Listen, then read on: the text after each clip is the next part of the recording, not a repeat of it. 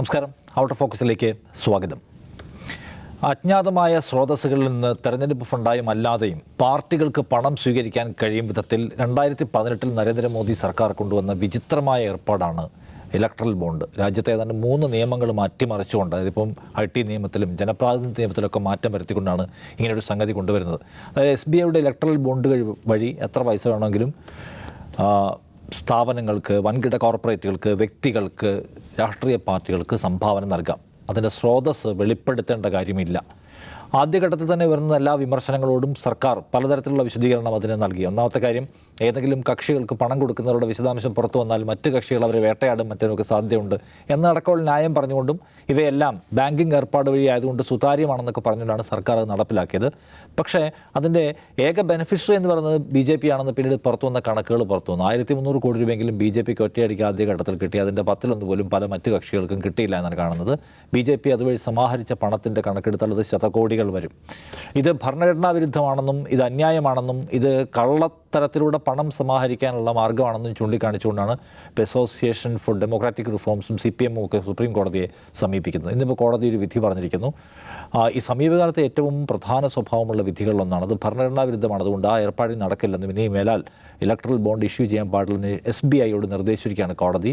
അപ്പോൾ എൻകാഷ് ചെയ്യാത്ത ഫണ്ടുകൾ തിരിച്ചു നൽകാൻ കോടതി ഉത്തരവിടുന്നു. ഒപ്പം തന്നെ ഇതുവരെ നൽകിയിട്ടുള്ള മുഴുവൻ പണത്തിൻ്റെയും കണക്കിൻ്റെ വിശദാംശങ്ങൾ തയ്യാറാക്കാൻ SBIയോട് നിർദ്ദേശിക്കുകയുമാണ് കോടതി ഇന്നിപ്പോൾ ചെയ്യുന്നത്. നരേന്ദ്രമോദി സർക്കാരിനെ സംബന്ധിച്ച് വൻ തിരിച്ചടി ഉണ്ടാക്കുന്ന ഒരു വിധിയാണ്.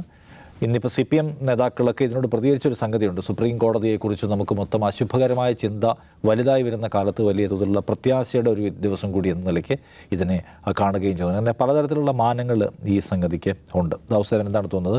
ഇപ്പം നരേന്ദ്രമോദി സർക്കാരിനെ സംബന്ധിച്ച് അവർ കൊണ്ടുവരുന്ന ഇത്തരം വിപത്കരമായ വിചിത്രമായ നിയമങ്ങൾക്ക് മേൽ കോടതി ഇടപെടലുണ്ടാകുന്നത് അപൂർവമാണ്.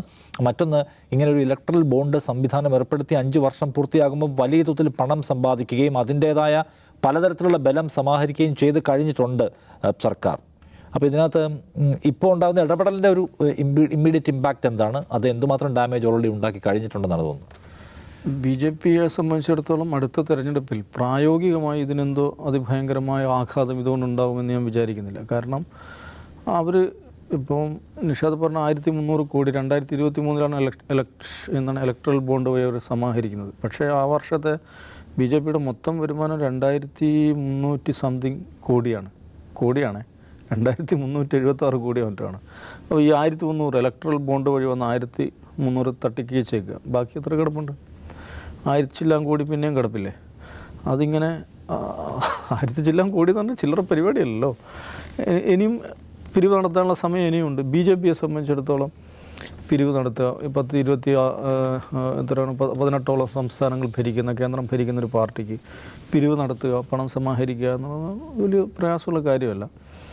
അപ്പോൾ അവർക്ക് ഇഷ്ടം പോലെ പണമുണ്ട്. ആ പണം ഇലക്ഷന് വേണ്ടി പല രീതിയിൽ ഉപയോഗപ്പെടുത്തപ്പെടും. അത് നമ്മുടെ നാട്ടിൽ ഈ സുരേന്ദ്രൻ്റെ മാതിരിയുള്ള ആളുകൾക്ക് അത് ഉപയോഗിക്കാൻ അറിയാത്തതുകൊണ്ടുള്ള പ്രശ്നങ്ങൾ ഉണ്ടെന്നുള്ളതല്ലാതെ ഇലക്ഷനിൽ ഈ വിധി വലിയ തോതിൽ ബാധിക്കും എന്ന് ഞാൻ വിചാരിക്കുന്നില്ല. പക്ഷേ വളരെ നിയമാനുസൃതമായി ഒരു റിസ്ക്കും ഇല്ലാതെ ചുമ്മാ ഇരുന്ന് കോടികൾ ഇങ്ങോട്ട് വരികയാണല്ലോ. ഇലക്ട്രൽ ബോണ്ടിൻ്റെ ഏറ്റവും വലിയ പ്രത്യേകത അതാണ്. ഈ JP നഡ്ഡയോ പിന്നെ ഈ സുരേന്ദ്രനൊന്നും പിരിവിനിറങ്ങേണ്ട കാര്യം പോലുമില്ല. ആഫീസിലിരിക്കുന്നു, ഔദ്യോഗിക സ്വഭാവത്തിൽ കോടികൾ അക്കൗണ്ടിലേക്ക് വരികയാണ്. ആ പരിപാടി നടക്കില്ല എന്നുള്ളതേ ഉള്ളൂ. അപ്പോൾ അതിന് പിന്നെ അത് നിയമവിരുദ്ധമാണ്, ഭരണഘടനാ വിരുദ്ധമാണ് എന്ന് സുപ്രീം കോടതി പറഞ്ഞിരിക്കുന്നു. അതാണ് ഈ കേസിൻ്റെ ഒരു മെറിറ്റ് എന്ന് പറയുന്നത്. അതിലപ്പുറം ഈ ഇലക്ഷനിൽ BJPയെ വലിയ തോതിൽ എന്തോ ബാധിക്കാനൊന്നും അത് പോകുന്നില്ല. പക്ഷെ ഇതിലൊരു കാര്യം ശ്രദ്ധിക്കേണ്ടത്, 2017 ബജറ്റിലാണ് അരുൺ ജെയ്റ്റ്ലി ഈ നിർദ്ദേശം കൊണ്ടുവരുന്നത്, ഇലക്ട്രൽ ബോണ്ട് എന്ന് പറയുന്ന ആശയം കൊണ്ടുവരുന്നത്. അവർ ഒന്ന് നോക്കൂ, 2017 ഇത് വരുന്നത്. 2016 എന്താ സംഭവിച്ചത്? 2016 ഡീമോണിറ്റൈസേഷൻ വരുന്നത്. അപ്പോൾ ക്രോണോളജി സമച്മേ രഖോ, അതാണ് അതിൽ കാണേണ്ടത്. ഡീമോണിറ്റൈസേഷൻ കൊണ്ടുവന്നിട്ട് എല്ലാ പാർട്ടികളുടെയും അടപ്പൂരി, ശരിക്കും അടപ്പൂരി. കാരണം BJPയുടെ അടപ്പൂരില്ല, കാരണം അവർക്ക് നേരത്തെ അറിയാമല്ലോ. അപ്പോൾ അങ്ങനെയാണ് ഈ ഇലക്ഷൻ ഡിസേബിൾ ചെയ്യുക, സാമ്പത്തികമായി പ്രതിപക്ഷത്തെ ഡിസേബിൾ ചെയ്യുക എന്നുള്ളതായിരുന്നു ഈ 2016 ഡീമോണിറ്റൈസേഷൻ്റെ ഏറ്റവും പ്രധാനപ്പെട്ട ലക്ഷ്യം എന്ന് പറയുന്നത്. അങ്ങനെ ഡിസേബിൾ ചെയ്യുന്നു. അടുത്ത വർഷം ഇലക്ട്രൽ ബോണ്ട് കൊണ്ടുവരുന്നു. അപ്പോൾ അതിലൂടെ എന്താ സംഭവിക്കുന്നത്? നമ്മളെ ഒരു BJP എന്ന് പറയുന്ന പാർട്ടിയെ ഇന്ത്യയിലെ ഏറ്റവും പ്രധാനപ്പെട്ടൊരു സാമ്പത്തിക ശക്തി കൂടിയാക്കി മാറ്റുകയാണ് ചെയ്യുന്നത്.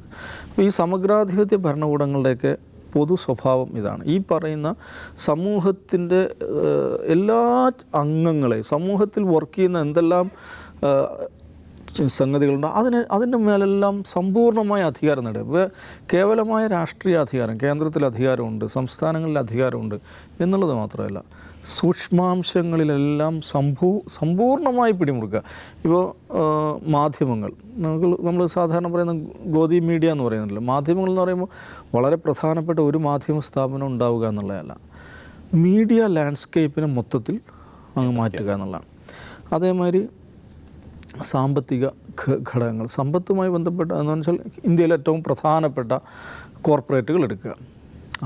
ആരാണ് ജിയുടെ ഇടത്തും വലത്തും ഇരിക്കുന്നത്? ആരാണ്? അവരാണ് ഇന്ത്യയിലെ ഏറ്റവും പ്രധാനപ്പെട്ട കോർപ്പറേറ്റുകളായി മാറുന്നത്. അങ്ങനെ എല്ലാ സമൂഹത്തിൽ വർക്ക് ചെയ്യുന്ന എന്തെല്ലാം എലമെൻറ്റുകളുണ്ടോ അതിലെല്ലാറ്റിൻ്റെ മേലും സമ്പൂർണ്ണമായിട്ടുള്ള അധികാരം കൈയാളുക എന്നുള്ളതാണ്. അതാണ് സമഗ്രാധിപത്യം എന്ന് പറയുന്നത്. അപ്പോൾ അങ്ങനത്തെ ഒരു സംവിധാനത്തോട് മുട്ടുക, അതിനെ മറികടക്കുക, അതിനെ ഇളക്കുക എന്നൊക്കെ പറയുന്നത് പ്രയാസകരമായൊരു കാര്യമായിരിക്കും. അപ്പം ഈ പറയുന്ന സമഗ്രാധിപത്യത്തെ നിയമവിധേയമാക്കുന്ന ഒരു പരിപാടിയായിരുന്നു ഈ പറയുന്ന ബോണ്ട്. അത് എടുത്തു കളഞ്ഞു എന്നുള്ളത് അതിനും നിശ്ചയമായും പ്രാധാന്യമുണ്ട്. പക്ഷേ അതുകൊണ്ട് BJPയുടെ തെരഞ്ഞെടുപ്പ് പെർഫോമൻസിൽ, തെരഞ്ഞെടുപ്പ് മാനേജ്മെൻറ്റിൽ അവർക്ക് അതിഭയങ്കരമായ എന്തോ ഒരു ഡാമേജ് സംഭവിക്കാൻ പോകുകയാണെന്ന് ഞാൻ വിചാരിക്കുന്നേ ഇല്ല. ഓക്കെ, രാജ്യംസിനകത്ത് ഒരു പ്രധാന കാര്യമാണത്. BJPയെ സംബന്ധിച്ച് പണം സമാഹരിക്കുന്നതിന് ഇലക്ട്രൽ ബോണ്ടുകൾ ഇല്ലാതായാൽ ഒന്നും സംഭവിക്കാൻ പോകുന്നില്ല. അവർക്ക് പല മാർഗ്ഗങ്ങളുണ്ട്. അവർക്കിപ്പോൾ അതിൻ്റെ എത്തിക്കൽ കോഡ് പോലും പലപ്പോഴും വിഷയമല്ല. അപ്പോൾ അതുകൊണ്ട് അങ്ങനെ അവരെ ബാധിക്കുമോ എന്നുള്ള കാര്യത്തിലൊരു സംശയം. പിന്നുള്ളത്, ഇപ്പം ഇതിൻ്റെ മുഴുവൻ കണക്കുകൾ പുറത്തു വിടണമെന്ന് ഇപ്പോൾ SBIയോട് ആവശ്യപ്പെടുകയാണ്. നാളെ SBI ഇതിൻ്റെ എല്ലാം കണക്ക് പുറത്തുവിടാൻ പോവുകയാണോ? പിന്നെ സുപ്രീം കോടതി ഈ കാര്യത്തിൽ എടുക്കുന്ന വളരെ ഒരു നിശ്ചയദാർഢ്യമുള്ള സ്റ്റെപ്പ് വലിയ തോതിൽ ഇന്നിപ്പോൾ സെലിബ്രേറ്റ് ചെയ്യപ്പെട്ട് കാണുന്നുണ്ട്.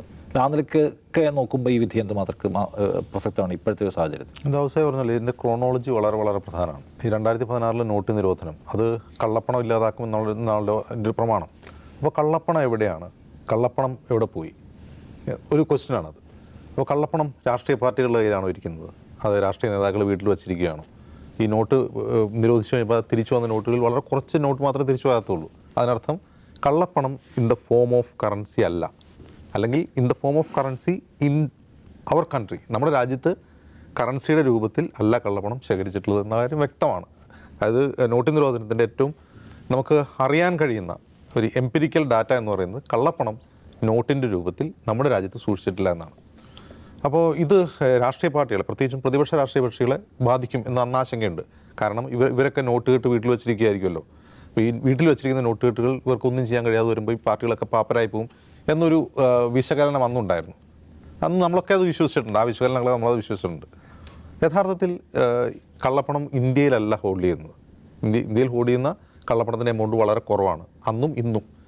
ഇത് പുറത്താണുള്ളത്. പുറത്തു നിന്ന് വേറെ ചാനൽ വഴിയാണ് ഇന്ത്യയിലേക്ക് കള്ളപ്പണം വരുന്നത്. പിന്നീട് നമുക്ക് ബോധ്യമായ കാര്യമാണ് പല കാര്യങ്ങളിൽ. അപ്പോൾ കള്ളപ്പണം നോട്ട് നിരോധനത്തിൽ തൊട്ടുടനെ തന്നെയാണ് ഈ ഇലക്ട്രൽ ബോണ്ടുകൾ പ്രഖ്യാപിക്കുന്നത്. അപ്പോൾ ഇലക്ട്രൽ ബോണ്ടുകൾ പ്രഖ്യാപിക്കുമ്പോൾ നമ്മൾ മനസ്സിലാക്കേണ്ട ഒരു കാര്യം, ഇലക്ട്രൽ ബോണ്ടുകൾ വഴി മാത്രമല്ല രാഷ്ട്രീയ പാർട്ടികൾക്ക് സംഭാവന സ്വീകരിക്കാവുന്നത്. അത് ഒരേ ഒരു മാർഗ്ഗമായിട്ടല്ല ആ നിയമം കൊണ്ടുവരുന്നത്, അതൊരു മാർഗ്ഗം മാത്രമായിട്ടാണ്.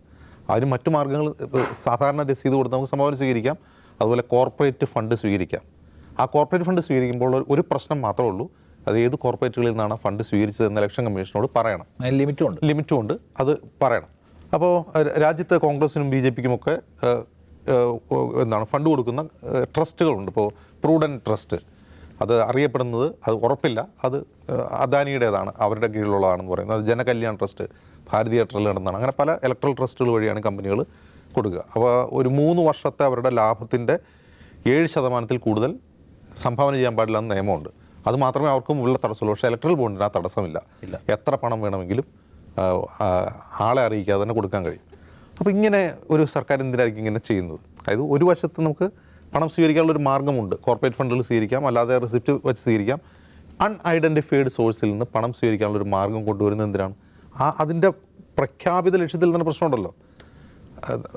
ആര് നമുക്ക് സംഭാവന ചെയ്യുന്നു എന്ന് അറിയാത്ത, അവർക്ക് അവരുടെ ഐഡൻറ്റിറ്റി റിവീൽ ചെയ്യാൻ വേണ്ടതില്ലാത്ത, രാഷ്ട്രീയ പാർട്ടികൾക്ക് ഇലക്ഷൻ കമ്മീഷൻ മുമ്പിൽ പറയേണ്ടതില്ലാത്ത രീതിയിൽ പണം സ്വീകരിക്കാവുന്ന രീതി കൊണ്ടുവരുമ്പോൾ സ്വാഭാവികമായും നമ്മൾ ചിന്തിക്കുക എന്താണ്, അത് കൂടുതൽ പണം ബി ജെ പിക്ക് കിട്ടാൻ വേണ്ടിയാണ്, അതിന് അവർക്ക് കണക്ക് കാണിക്കാതിരിക്കാൻ വേണ്ടിയാണെന്ന്. അവർക്ക് കണക്ക് കാണിച്ചപ്പോൾ എന്താണ്, പണം മേടിച്ചാൽ കണക്ക് കാണിച്ചാൽ എന്താണ്, കണക്ക് കാണിച്ചില്ലെങ്കിൽ എന്താണ്? ഇവിടെ എനിക്ക് മനസ്സിലായ ഒരു കാര്യം, എനിക്ക് തോന്നിയൊരു കാര്യം, 2018 ദിക്വിൻ്റെ ഒരു ഇൻവെസ്റ്റിഗേഷൻ നടത്തി. അവരൊന്നും ചെയ്തില്ല. അവർ പോയിട്ട് SBI ന്ന് 1000 രൂപയുടെ 2 ഇലക്ട്രൽ ബോണ്ടുകൾ വാങ്ങി. എന്നിട്ട് അവർ ഫോറൻസിക് പരിശോധനയ്ക്ക് അയച്ചു. ഈ ഇലക്ട്രൽ ബോണ്ടിൽ ഫോറൻസിക് പരിശോധനയ്ക്ക് അയച്ചു. അത് നമുക്ക് നഗ്ന നേത്രങ്ങൾ കൊണ്ട് കാണാൻ കഴിയാത്ത എന്തെങ്കിലും ഇതിലുണ്ടോ എന്ന് പരിശോധിക്കും. നോക്കുമ്പോൾ അവർ അൾട്രാ വയലറ്റ് രശ്മികളിലൂടെ മാത്രം കാണാൻ കഴിയുന്ന ആൽഫ ന്യൂമറിക്കൽ ക്യാരക്ടേഴ്സ് ഇതിൽ പ്രിൻ്റ് ചെയ്തിട്ടുണ്ട്. അതെന്തിനാണ് എന്നതൊരു വലിയ ക്വസ്റ്റ്യനാണ്. അതായത് ഇലക്ട്രൽ ബോണ്ടിൽ ഒരു ആൽഫ ന്യൂമറിക്കൽ നമുക്ക് കാണാൻ കഴിയാത്ത രീതിയിൽ അക്ഷരങ്ങൾ ABQ നമ്മൾ നോട്ടിൽ നമ്പർ ഇടുന്ന പോലെ നമ്പർ ഇട്ടിരിക്കുകയാണ്.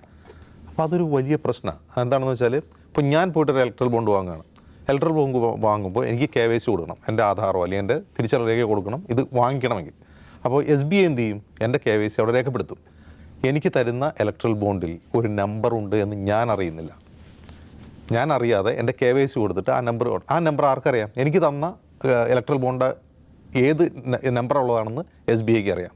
SBI ആരുടെ കീഴിലുള്ള സ്ഥാപനമാണ്? കേന്ദ്ര സർക്കാരിൻ്റെ കീഴിലുള്ള പൊതുമേഖലാ ബാങ്കാണ്. കേന്ദ്ര സർക്കാരിന് എന്ത് ചെയ്യാൻ പറ്റും?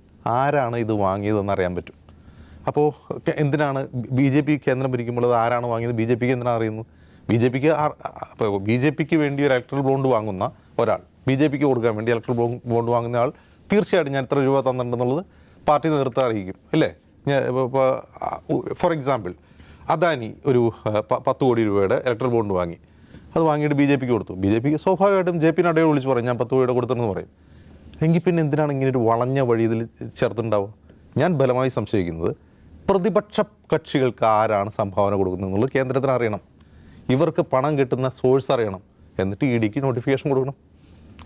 EDയുടെ പണി എളുപ്പമാക്കാൻ വേണ്ടിയാണ്, അല്ലെങ്കിൽ EDക്ക് ഡാറ്റ കിട്ടാൻ വേണ്ടിയാണ് ഇലക്ട്രൽ ബോണ്ട് ഇറക്കിയെന്നാണ് എനിക്ക് മനസ്സിലാവില്ല. അതല്ലാത്ത പക്ഷം BJPക്ക് എന്താണ്, BJPക്ക് എങ്ങനെ വേണമെങ്കിലും സംഭാവന സ്വീകരിക്കാം. അത് കൊടുക്കാൻ വേണ്ടി റെഡിയായിട്ട് ആളുകൾ നിൽക്കുന്നുണ്ട്. ഭരിക്കുന്നൊരു പാർട്ടിക്ക് സംഭാവന കൊടുക്കും, ഒരു കോർപ്പറേറ്റൊന്നും മടിക്കില്ല, പല രീതിയിൽ കൊടുക്കും, വളഞ്ഞ വഴിയിലും നേരെ വഴിയിലൊക്കെ കൊടുക്കും. പിന്നെ കള്ളപ്പണത്തിൻ്റെ രൂപത്തിൽ സംഭാവന സ്വീകരിക്കണം എന്നുണ്ടെങ്കിൽ ഇലക്ട്രൽ ബോണ്ട് നല്ല മാർഗ്ഗമാണ്. അങ്ങനെയാണെങ്കിൽ അത് തുറന്നു പറയാൻ അന്നേരം ജയിലിൽ തയ്യാറായിട്ടില്ല. കാരണം ഇപ്പോൾ വിദേശത്ത് നിന്ന് ഇപ്പോൾ ഒരു ചൈനീസ് കമ്പനിക്ക് BJPക്ക് ഫണ്ട് വേണം. ഇപ്പോൾ നിലവിലെ നിയമപ്രകാരം വിദേശത്ത് നിന്ന് സംഭാവന സ്വീകരിക്കാൻ കഴിയില്ല.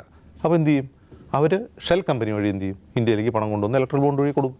ആരാണ് കൊടുത്തതെന്നോ മേടിച്ചതെന്നോ അറിയില്ല. അപ്പോൾ കള്ളപ്പണം യഥാർത്ഥത്തിൽ സ്വീകരിക്കാൻ വേണ്ടിയുള്ള ഒരു എളുപ്പവഴിയായിരുന്നു ഇലക്ട്രൽ ബോണ്ട്. 1.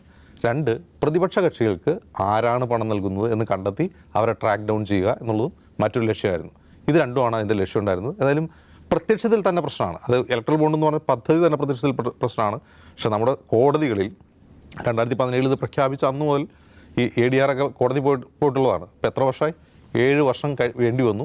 പ്രത്യക്ഷത്തിൽ തന്നെ പ്രശ്നമാണ്, പ്രോബ്ലമാറ്റിക് ആണെന്ന് കരുതുന്ന ഒരു പദ്ധതിയെ സ്ട്രൈക്ക് ഡൗൺ ചെയ്യാൻ 7 വർഷം വേണ്ടി വന്നു എന്നുള്ളതാണ് നമ്മുടെ രാജ്യത്തിൻ്റെ ഒരു ദുര്യോഗം. യെസ്, എന്തായാലും ഇത് ഒറ്റ നോട്ടത്തിൽ അനീതിയാണ്, അല്ലെങ്കിൽ അധാർമികമായി പണം ഉണ്ടാക്കാനുള്ള ഏർപ്പാടാണ്, അല്ലെങ്കിൽ അതിനകത്ത് എന്താ പറയുന്നത് ഭരണഘടനാപരമായ പ്രശ്നങ്ങളുണ്ടെന്ന് ബോധ്യപ്പെടുന്ന ഒന്നാണ്. വൈകിയാണെങ്കിലും കോടതി അത് സ്ട്രൈക്ക് ഡൗൺ ചെയ്യുന്നുള്ള പ്രത്യേകതയുണ്ട്. അതിൻ്റെ ഇമ്പാക്റ്റ് ഏരിയ എന്തുമാത്രം വലുതാണെന്ന കാര്യത്തിൽ നേരത്തെ പറഞ്ഞ പോലുള്ള പോയിന്റുകളൊക്കെ അവിടെ ഉണ്ട് താനും.